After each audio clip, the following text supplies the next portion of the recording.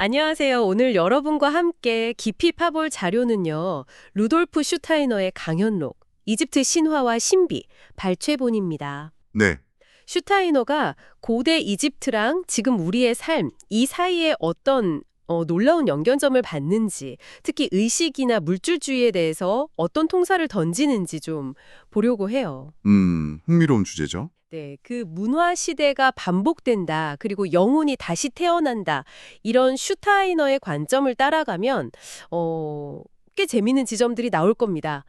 자, 한번 시작해 볼까요? 네, 이게 그냥 단순한 과거 이야기가 아니고요. 고대 이집트인들의 그 영적인 경험, 또 사고방식, 이런 것들이 수천 년이 지난 지금 바로 우리 또 여러분의 생각이나 문화 속에 어떻게 살아있는지 그걸 탐구하는 거죠. 아, 사려있다. 네, 영혼이 여러 생을 거치면서 배우고 성장한다는 개념, 이게 아주 중요합니다. 슈타이너는 역사가 반복된다고 봤군요. 특히 그 고대 이집트 문명 있잖아요. 세 번째 문화기. 그게 지금 우리가 사는 다섯 번째 시기에 다시 나타난다고 주장을 해요. 그렇죠. 평행 관계라고 봤죠. 여기서 진짜 좀 귀가 솔깃해지는 부분은 현대 사회의 물질주의, 그러니까 눈에 보이는 것에 대한 이 강한 집착이요. 이게 고대 이집트의 미라 풍습하고 연결된다는 설명이에요. 네네. 미라를 만들었던 게 영혼의 관심을 죽어서까지 그 물질적인 육체에 계속 붙잡아두는 그런 결과를 낳았고 그 경험이 지금 우리 시대에 영향을 미친다. 이거 상당히 좀 파격적인데요. 네, 파격적이죠. 이걸 제대로 이해하려면 영혼이 육체적 경험을 통해서 배우고 진화한다는 그 슈타이너의 기본 전제를 좀 받아들일 필요가 있어요. 아, 전제가 있군요. 네. 미라를 통해서 육체나 물질에 대한 어떤 강렬한 애착, 이런 걸 경험했던 영혼들이 다시 태어난 지금 생에서 자연스럽게 물질 세계에 더 깊은 관심을 갖게 되었다. 뭐 이런 해석입니다. 단순히 미라 풍습이 나빴다, 이런 비판은 아니고요. 그렇다기보다는 인류 의식이 이 물질 세계를 아주 깊이 탐구하고 또 사랑하게 되는 어쩌면 뭐랄까 필연적인 과정으로 설명하는 거죠. 아하, 필연적인 과정. 그리고 슈타이너는 지구 자체의 변화? 예를 들면 뭐 태양이나 달이 지구에서 분리되었다, 이런 우주적인 사건들이랑 인간 의식의 변화를 같이 연결하더라고요. 맞습니다. 아주 먼 옛날 그 아틀란티스 시대에는 사람들이 영적인 세계를 직접적으로 감지하는 능력, 뭐 일종의 영적 시각 같은 게 있었다고 해요. 영적 시각이요. 네. 근데 점차 물질 세계에 집중하게 되면서 이 능력은 희미해졌다는 거죠. 재미있는 건 우리가 지금 당연하게 여기는 이 물리적인 눈으로 세상을 보는 능력 있잖아요. 네네. 이게 인류 진화의 좀 후반부에 달단했고 그 이전에는 송과선 같은 다른 기관으로 세상을 인식했다. 뭐 이렇게 설명합니다. 송과선으로. 와, 신기하네요. 그럼 인간의 초점이 점점 내면의 영적 세계에서 외부의 물질 세계로 이렇게 옮겨갔다는 말씀이시죠? 네, 바로 그겁니다. 영적 세계와의 직접적인 연결은 약해졌지만 그 대신에 물질 세계를 아주 정밀하게 관찰하고 분석하고 이해하는 능력이 크게 발달하게 된 거죠. 지금 우리에겐 너무나 당연한 이 외부 세계 인식이라는 것 자체가 사실은 인류가 아주 오랜 시간에 거쳐서 점진적으로 발전시켜온 능력이다. 이런 관점입니다. 그렇게 인식이 변하면서 나라는 개념도 좀 달라졌겠네요. 그렇죠. 슈타이너는 아틀란티스 시대에는 개인이 아니라 황소, 사자, 독수리, 인간 이렇게 네 가지 유형으로 나뉘는 집단 영혼에 속해 있었다고 말해요. 집단 영혼이요? 개인 단위가 아니고요. 네. 그러다가 점차 개별적인 자아, 슈타이너가 독일어로 이히라고 부른 그 나 자신이라는 뚜렷한 의식이 발달하게 되었다는 거죠. 아, 그 이히. 네.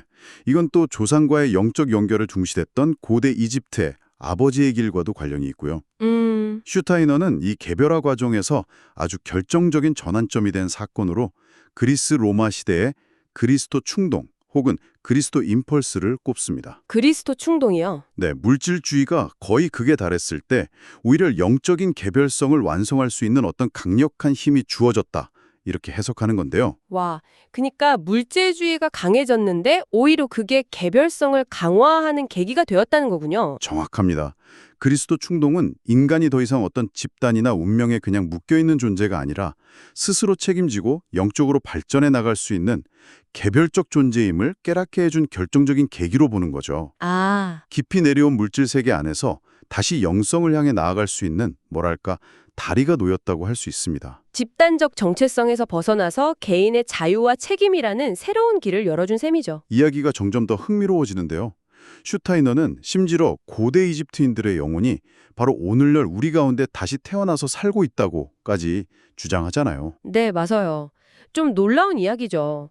예를 들어 코페르니쿠스나 케플러 같은 과학혁명가들의 발견 있잖아요. 네, 지동설 같은 거요. 네, 그게 사실은 그들이 이집트 시절의 사제로서 얻었던 우주에 대한 어떤 영적인 통찰이나 지혜가 현생에서 불현듯 떠오른 것이다 이렇게 설명하기도 합니다. 와, 그럼 현대 과학의 발견이 사실은 고대의 영적 지혜의 재발견일 수도 있다는 건가요? 뭐 그런 식으로 해석할 여지를 주는 거죠. 현대의 이 눈부신 과학기술 문명 이면에는 어쩌면 고대 이집트 사제들이 가졌던 그 깊은 영적 인식 능력은 오히려 우리가 잃어버린 것 아니냐? 이런 질문을 던지는 겁니다. 현대 과학을 비판하는 건 아니고요. 네, 깎아내리려는 게 아니라 우리가 잃어버렸거나 혹은 좀 다른 방식으로 발현되는 삶의 종류, 그러니까 영적 통찰의 가치를 다시 보자는 이야기입니다. 아하, 고대인들은 우주와 인간 존재에 대한 깊은 내면적 이해를 추구했고 현대인은 물질 세계를 분석하고 활용하는 외면적 지식에 뛰어나죠. 슈타이너는 이 둘, 그러니까 내면의 지혜와 외면의 지식이 균형을 이루어야 한다고 본 겁니다. 균형이 중요하군요. 네, 과거의 깊은 영적 통찰이 어쩌면 현대의 지성 속에서 새로운 옷을 입고 다시 나타날 수도 있다.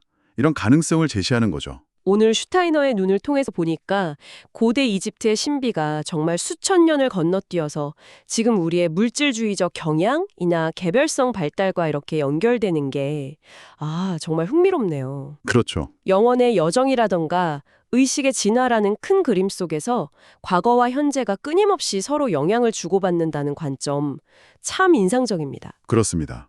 과거는 그냥 지나간 일이 아니라 지금 우리 안에 여전히 살아 숨쉬면서 미래를 만들어가는 힘이 된다는 거죠. 역사가 반복된다는 건 어쩌면 과거에 풀지 못했던 숙제를 지금 우리가 새로운 방식으로 다시 마주하고 있다는 그런 의미일 수도 있겠습니다.